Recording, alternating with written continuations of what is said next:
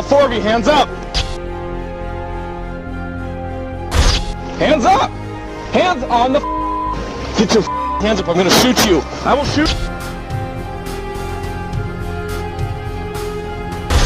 Hands up!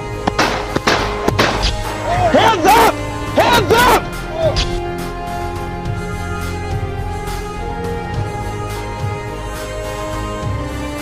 I will shoot you again! Hands up! Hands up!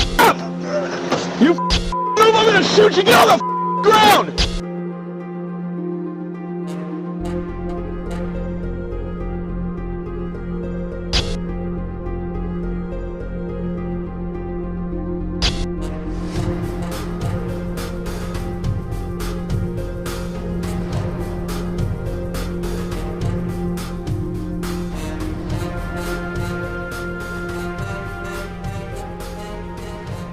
We got calls of a plane flying erratically. Unfortunately, the call came in, but we have no way, and we don't currently have any footage of anything going down. This property is very large, and where the fire is taking place is towards the very end, very close to cow pasture.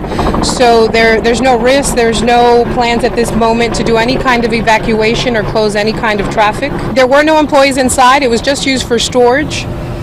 And the employees that did make the initial 911 calls witnessed it from the buildings, which are about 3/4 of a mile away from where the fire is taking place, so they're not at a risk, any kind of risk either.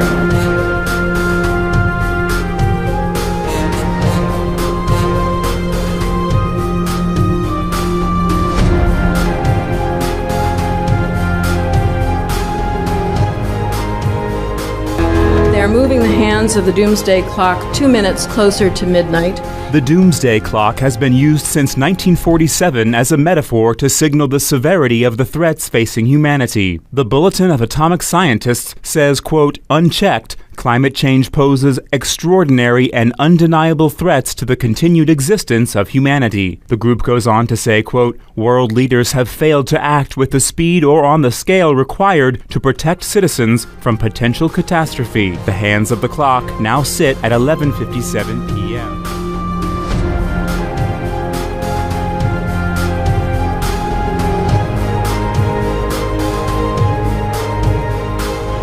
Tense moments at a gas station near Columbia, South Carolina. Sean Gruber, a highway patrol officer, has just pulled over a man.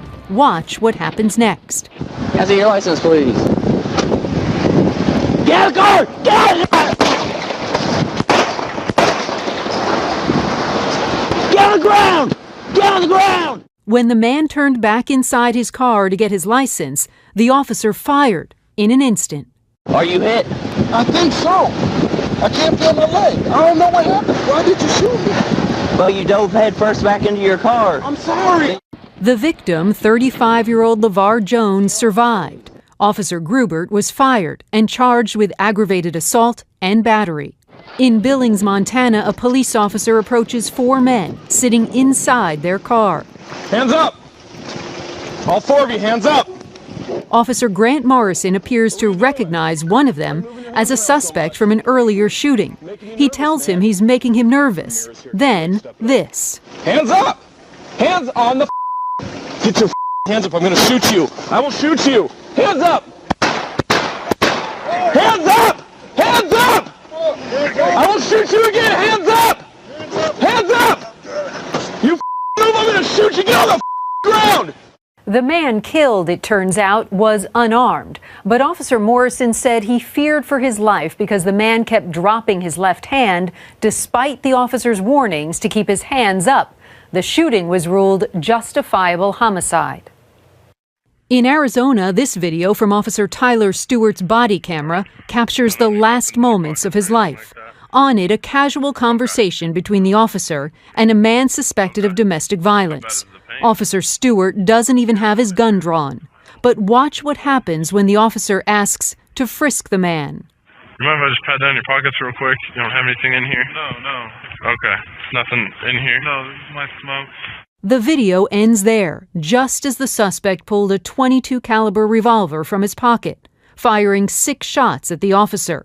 Hit 5 times, the officer never had a chance. There was a series of rounds that were fired at the time. You know where his injuries are, or is that just... In his face. The 24-year-old officer died at the hospital. The suspect, meanwhile, used the officer's weapon to take his own life. Randy Kay, CNN, New York.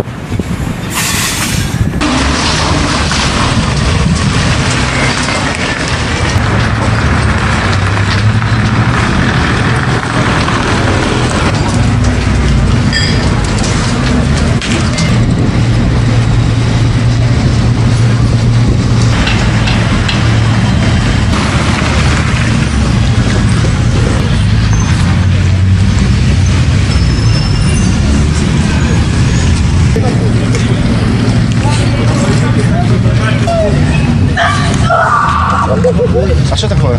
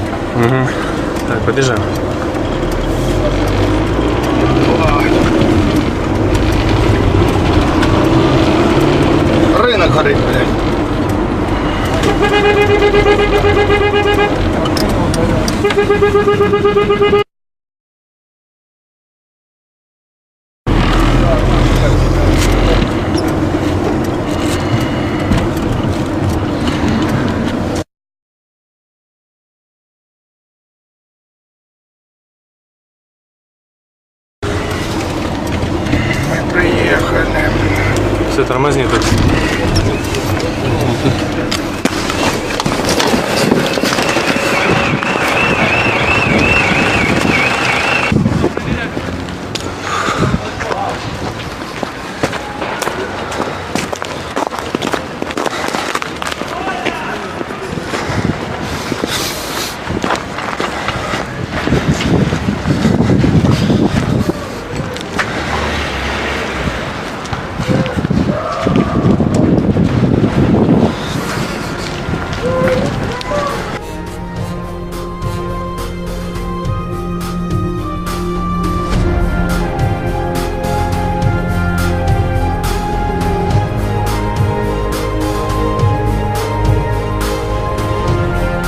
The entire incident took less than a minute from the moment the officer stepped out of his squad car to the time the first gunshot was fired. Exactly 55 seconds elapsed. Today, with the benefit of hindsight, one local legal expert says there is an argument to be made both for and against the officer's actions. Sir, do me a favor, take your hands out of your pockets for me. Walking up to the suspect, identified as Terrence Walker, Okay, let's go patch down for weapons, okay? You got anything that's gonna poke, stick, something, hurt me? a Muskogee police officer begins to search the suspect for weapons. Relax. Why are you shaking for? Relax. In just a matter of seconds, the situation escalates to violence as police say the suspect tried to strike the officer with an elbow and then takes off running.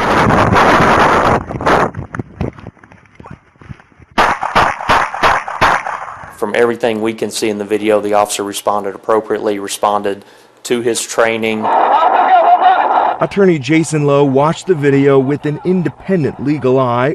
The video, slowed down, shows the suspect drop something on the pavement. It's hard to see exactly what. Police claim it was the suspect's handgun. As the suspect then turned to run, the officer fired 5 shots. Jason says that may allow some to question the officer's use of force. There's no justification for a police officer to shoot a fleeing suspect unless he believes his life is in danger. After the shooting, additional officers can be seen arriving on scene and did find a loaded gun with its hammer cocked laying next to the suspect's body. Jason says that may lend some credibility to the officer's actions. It's a few seconds and it's life or death. He wants to go home to his family as well. You see that this officer had a split second to make that decision, and we believe that he reacted in accordance with his training. The officer involved has been placed on leave while the case is investigated by the OSBI. It has not been turned over to the Muskogee County District Attorney's Office for review. Jesse Wells, Oklahoma's News Channel 4.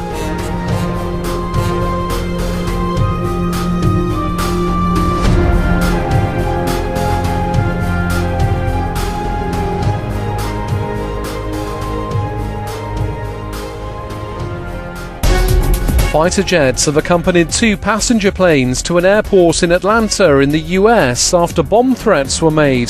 The planes landed safely and no devices were found on board either flight, one from Portland in Oregon, the other from Milwaukee. Officials say the threats had been deemed credible.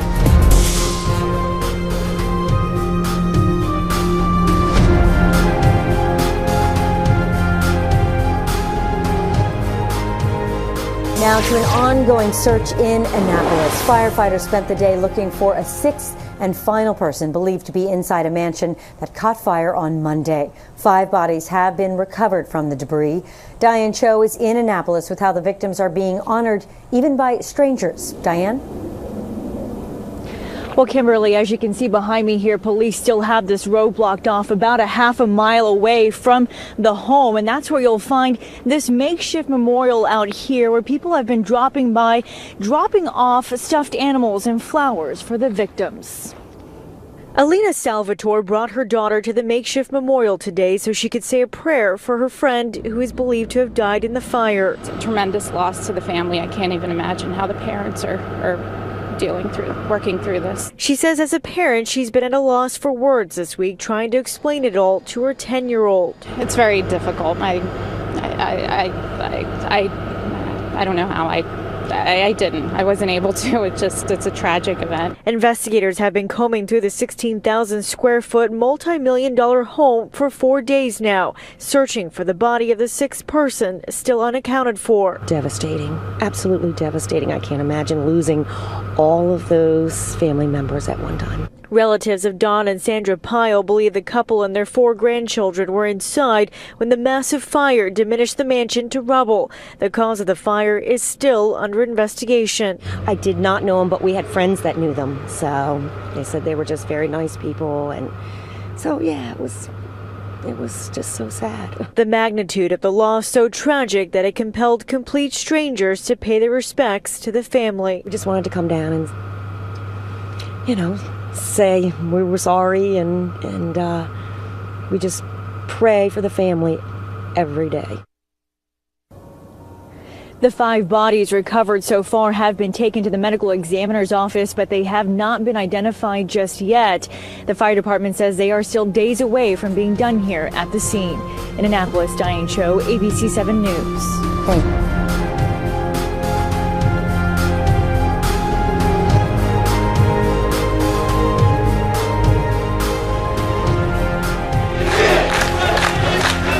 In Egypt, the 4th anniversary of the uprising that toppled Hosni Mubarak has turned violent.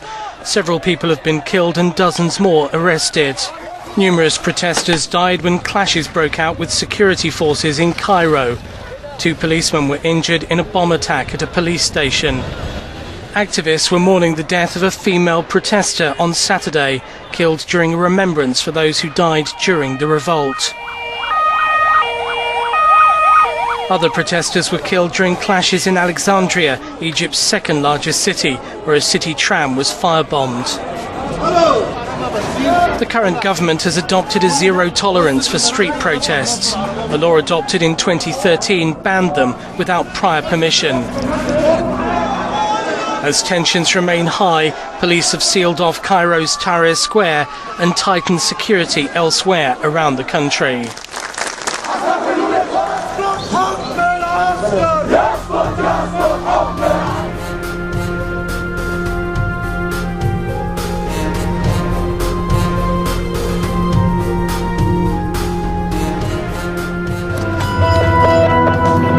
This is when our storm transitions to the nor'easter. The low redevelops across the Atlantic and then really starts to deepen as it's still pulling in the snow. It's going to crank up. The wind is howling. That's why the blizzard watches are up, stretching from northern New Jersey and New York City through Providence and Boston here. And again, the snow is dumping as we head on towards late Monday into Tuesday morning, and it continues all Tuesday long. And we're also, again, because this low is so close, this is all snow. We're not dealing with a rain event. Maybe at times, maybe up towards the Cape and the Islands, but the I-95 corridor here across New England, it is solid snow Monday straight on through your Tuesday into early Wednesday morning.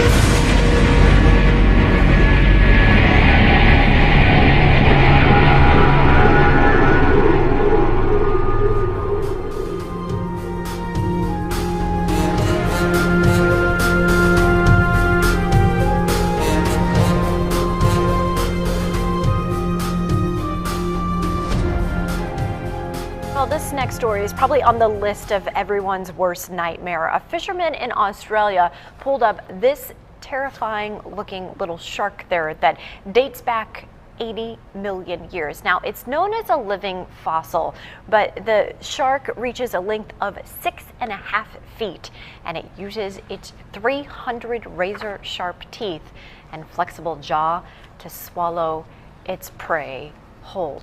What? Are you serious? Sorry, Cue I was trying to the Jaws music. Yeah.